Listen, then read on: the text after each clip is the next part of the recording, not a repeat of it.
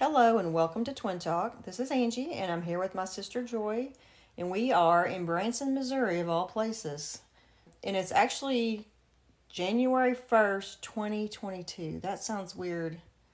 Does that sound weird to you? Yeah, it's definitely going to take some time to get used to that. Yeah, so long story short, we wanted to take our mother to Branson for Christmas, but that didn't work out, so we ended up coming up to Branson for New Year's. And anyway, we just got back from the show just a few minutes ago, and it was a really great show. Yeah, Grand Country Jubilee. The quartet was called New South, I believe, and it was just it was an awesome show. Yeah, so we weren't even paid to say that. We're promoting that show. It was and our kids went with us. You know, they're Cambry's 14, Olivia's 9. Our mother's 80, and it was something for everyone. Yeah, so basically ages 9 to 80, and I think every single one of us just loved it. We all loved it. Yeah. So if you're ever in Branson, go to the what's the name of the mall? I think 76. The 76 the Grand Jubilee Grand Country 76 yeah Mall. Grand Country 76 Mall. If you're familiar with Branson at all, you would have heard of it. And then the Grand Jubilee show, and like Joy said, the name of the group is a quartet, and they're called Due South. But the comedians I think absolutely it's New South. I'm not sorry, 100% sure. I keep saying Due South because that there's a is magazine. the name of a magazine. There's a magazine. That's why I keep saying that. Anyway, so New South. I'm sorry. I think I'm not even 100% sure about that, but it's really good. a group of guys who's a quartet. Anyway, can't say enough about them. They were really great. So tonight, we were planning on doing a story about Santa Claus, but we've lost the dang book. I keep asking Joy, do you have it? She keeps asking me, no, I thought you had it. And isn't it in your car? No, it's not in my car. I thought it was in your car. Okay, so we can't find the book. So instead, we're going to do... So I think what we're going to do is once this book does appear and we finally find it, we'll go ahead and do the Christmas traditions and find out about the origin of Santa Claus and save it for next Christmas. Save it for next December. Yeah, once that book magically resurfaces, then we'll get that podcast done. Like Joy said, probably be next Christmas. Today we decided to do a book called Being Martha, and it's by Lloyd Allen, and the book's about Martha Stewart. I don't think she needs a whole lot of introduction because most people have heard or know who Martha Stewart is. But we both listened to Being Martha on Audible, and I looked, and overall it was given 4 stars. So the people who read it actually gave it pretty high rating. If you are interested in listening to it on Audible, it's 5 hours and 24 minutes, which for those of you who read or listen to lots of audiobooks, that's nothing. Yeah, that's pretty short for an audiobook. Yeah, it's very short. According to the summary on Audible, it says, when Martha Stewart was under investigation for insider trading and later on trial, the media served up countless gratuitous stories describing her ornery character. Now, Lloyd Allen, Martha's old friend and neighbor, is out to set the record straight. Drawing on hundreds of hours of interviews with Martha, her family, and her close friends and colleagues, Allen reveals the other side of the story, bringing to life the real woman behind the controversial and glamorous public image. From her childhood in New Jersey to the early days of her catering business, her rise as lifestyle guru, the huge success of Martha Stewart Living, Omni Media, and now 2 new television shows, Allen weaves together fascinating observations and details that show how Martha made it to the top and stayed there through talent, passion, and hard work. You know, one thing I forgot to write was when this was published or written. It's out on, if you have an Audible subscription, you do get this access to these free books every month. And the fact that it was being offered this month as one of the freebies just makes me think it must be fairly new. Okay. Because I don't know. It said, she had 2 new, and I don't really keep up with her, so when it said 2 new shows, I don't know if that's something if they're current. Yeah, I'm not sure. Yeah, I would say surely this is within the last few years, or even it's pretty new. Okay. When I saw, you told me one day, you said, hey, go through my library and Audible and see if there's anything that looks interesting and read it. And that, as soon as I saw this option, Being Martha, I thought, oh yes, I definitely want to listen to that one because I have always been interested in Martha Stewart.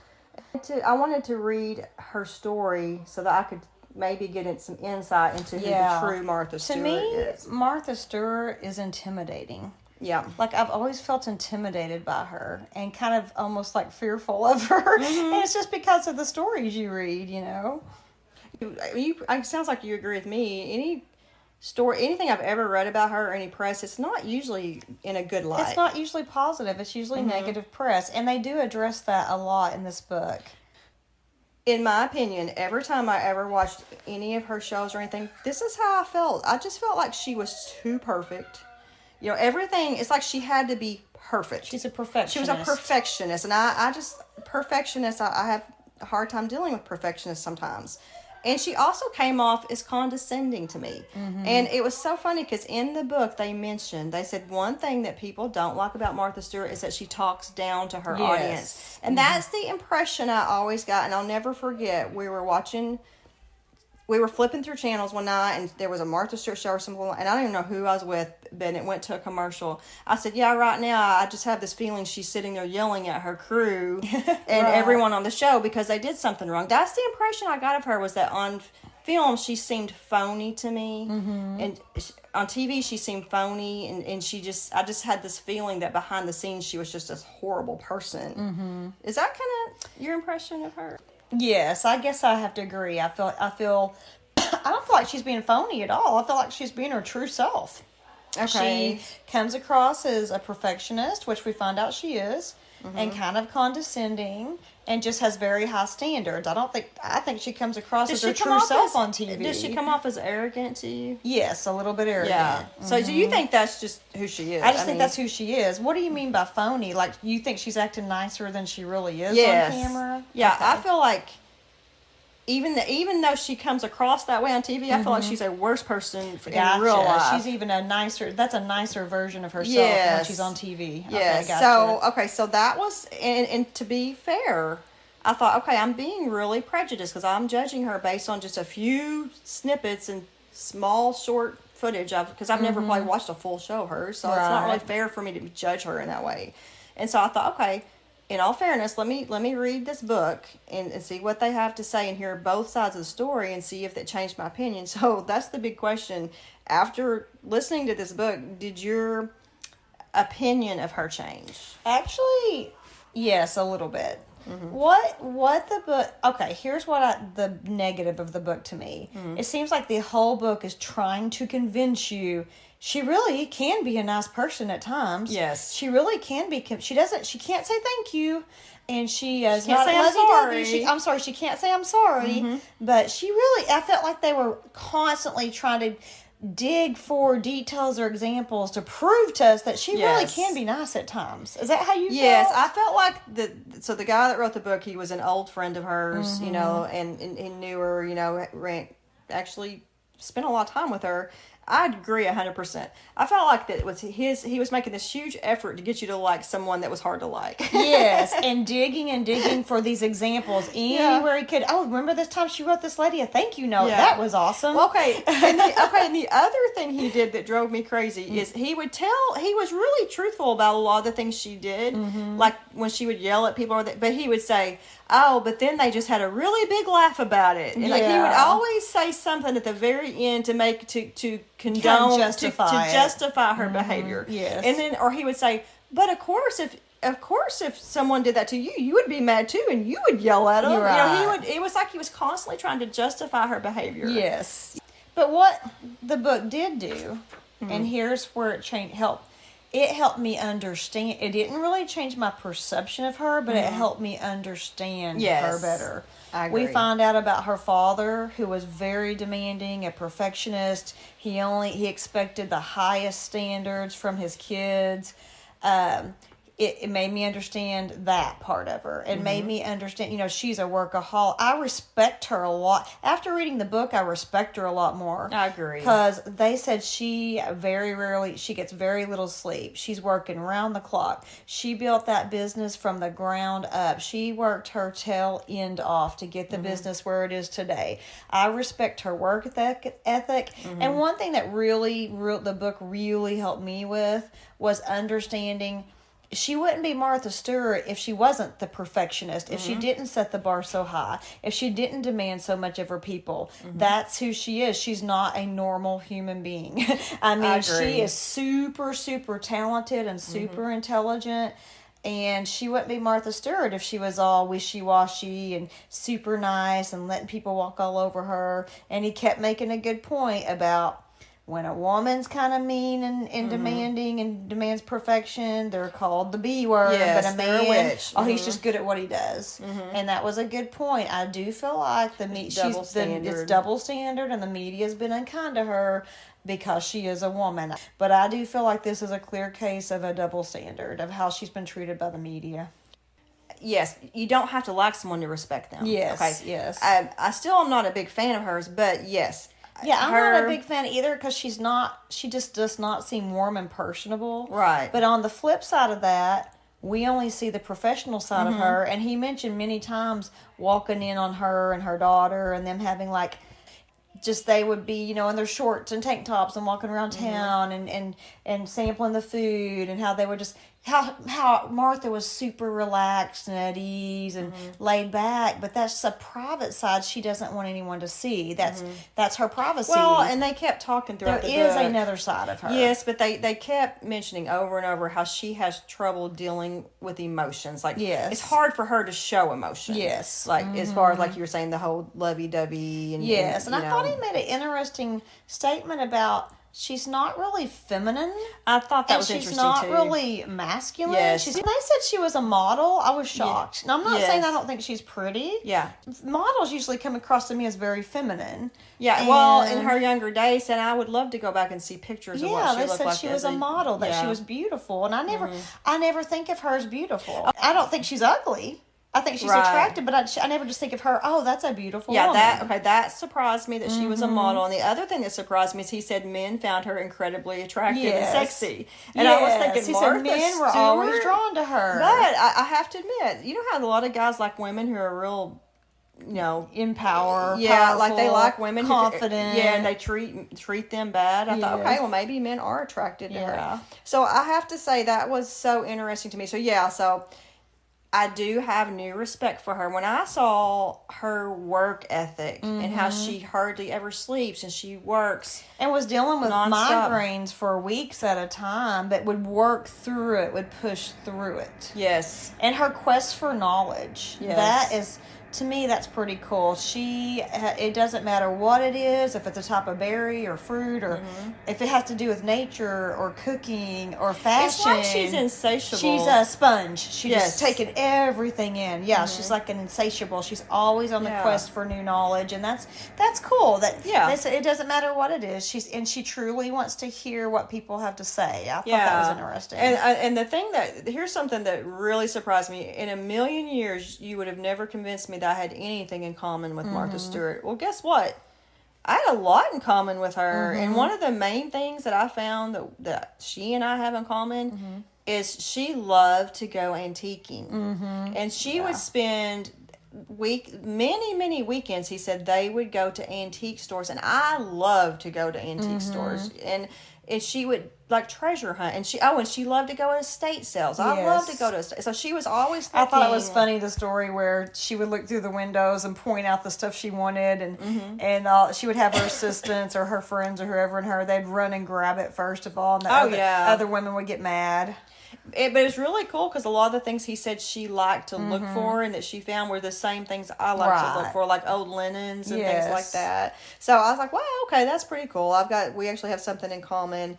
And then I think the thing that we have in common is beauty, like aesthetics. We care how stuff looks. Yes. Some people could care less how their house looks or if there's a certain color scheme or paint. And me, I'll sit there and look at for an hour at 20,000 paint samples and still can't make up my mind. And other people will be like, who cares? Just pick one. I mean, I'm very detail oriented and I like how stuff looks. But everything has to be aesthetically pleasing. And I think she's just that way. Yeah, I kept, every once in a while when they say something about her in the book, it reminded me of you. Yes. I saw a lot of myself in her. Unfortunately, it was the perfectionist part and being so picky And I don't like that about myself, but it's made her millions. But, It's made her a millionaire. and that's what I was going to say. Yeah. So one thing I'm learning as I get older is most people that end up being famous and wealthy, that wasn't their objective. That wasn't their objective. That wasn't their objective. It's always people who have a deep passion for something. Yes, they have a deep passion and they find a way to make a living Yeah,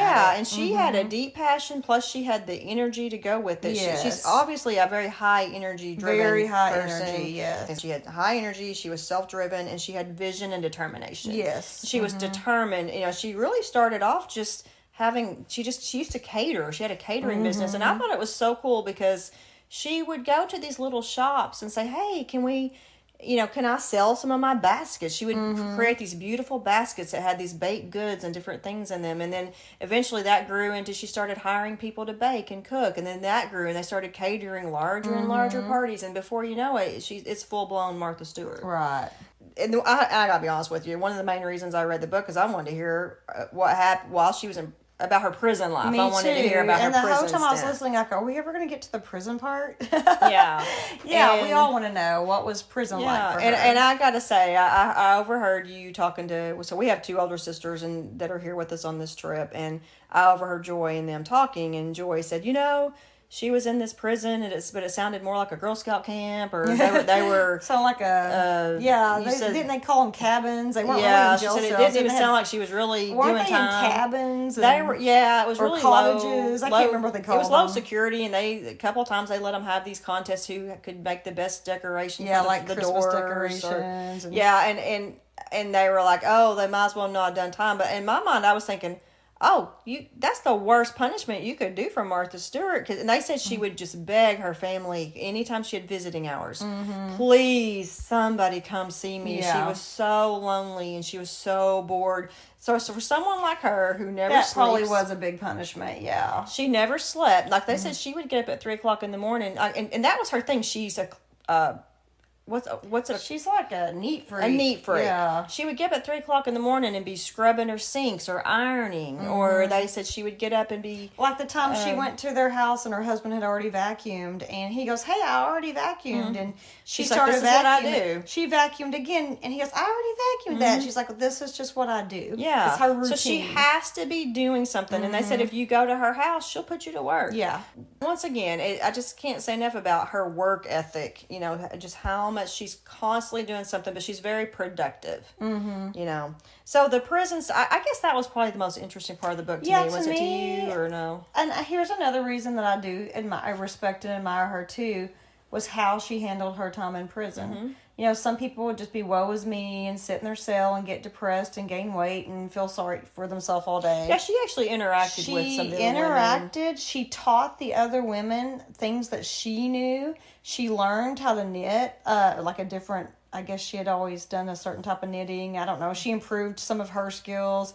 And I just like the fact that she made friends in there and was willing to share things that she knew with the other women. Yeah, it was almost like being around her. Some of them realized, hey, I can be more than what I am. Yes. She sounds like she's the type of person that does inspire you Yes, when and you're she can around bring her. out people's potential, I feel like. Exactly. I enjoyed it. Like I said, it was a little 5 hours, 24 minutes, and it didn't take long and it was interesting, and I did learn a lot about her. It gave me a new respect for her. Kind of makes me want to go back and watch some of her shows. Oh, the only thing I was going to mention that I forgot to earlier is they said she was such a perfectionist that during her tapings of her show, they said, you don't have time. If you're creating this really intricate dish, they said, most TV shows, you already have something prepared and you just show snippets of, okay, you do this step, then you do this step. But she wanted to show everyone every step completely through, and then she wanted to actually bake it all the way through, and they kept telling her, we don't have time to do all this, but she was like, but we have to. And then they said she was only happy if it came out exactly how it was supposed to be and if it tasted delicious. Yeah. So they said, she said, I want my audience. They said, your audience will never know if it tastes good. And she said, but I'll know. right. And they said in her mind, she was thinking, this is a perfectly good souffle or whatever it might be. And she's like, I'm going to have it for lunch tomorrow. Yeah. And we're going to finish it. Yeah, I think I would be the same way. I agree. I kind of agree with that. But she was always about, finishing seeing and things through. authenticity. Yes. I feel like she wanted everything to be authentic. Yeah, and, she said she wanted that for her viewers. Yes. She wanted authenticity. All right, well, that was pretty Well, much... I do want to say one more thing Yeah. before we close. One thing I was a little disappointed in, and I know that he's her friend and he really couldn't write about this. He never talked about why she went to prison. why she went to I prison agree. and was she guilty? Was she not guilty? What were his feelings? He What did she definitely- say about it? They did not go into that at I all. felt like he glossed the whole thing Yes. over. And but her sister, he did give a quote from her sister who said, "Well, Martha, I just feel like she does and says things to get herself in trouble." It almost to me alluded to the fact that the sister thought maybe she was guilty. Yeah. They did not get into the whole guilty, not guilty. Yes. And I just feel like if she were really innocent, that they would have gone into the details and said, hey, here's what really happened. And hey, she was innocent, but she went to prison. Yeah, all he basically says in the book is he talks about the trial a little bit, but all he talks about is how she handled the trial. But he never goes into specifics about what the charges were and whether he felt like she was guilty or not guilty. I think that was his way of just saying, okay, she was guilty, but this is how she handled it. Yeah. Or she went to prison, guilty or not guilty, here's how she handled it. I don't know that I'm just curious, did he think she was guilty or not? But obviously he's her friend and he didn't even go there. I just felt like he was like, I'm not touching that. Yeah, I'm not touching out the 10-foot pole. Yeah. And he did mention... So it really was, to me, that whole book was just a tribute. That was a friend's tribute and loving. To me, that was an act of love on his part. Trying to kind of clear her name, really get people to understand her. And yeah, he's not going to go into that. Maybe trying to salvage her reputation a little bit. Yeah, salvage your reputation a little bit. But obviously it sounds like she bounced back and the one thing I did admire about her is he said, a lot of times she is the target for jokes like Saturday Night Live and a lot of comedians make fun of her. But he said, and a couple of times he said she would go on someone's show and they would literally just be so rude to her and the way they would treat her and kind of make fun of her. Yeah. But he said she never retaliated. Like she always just stuck to the script and stuck to what she knew. And someone, it might have been her daughter, said they've never heard her talk badly about anyone, even the people who accused her of all these things. Oh, wow. And I think that takes that says a lot. That takes a lot of character to not say bad things about people who are persecuting you. Yeah. Persecuting or prosecuting you. Right. You know what I mean? Yeah. Yeah.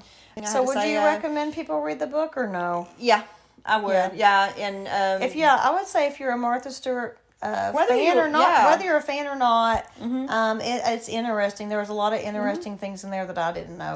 All right. Well, Happy New Year's, everyone. Happy New Year. Thank you for listening.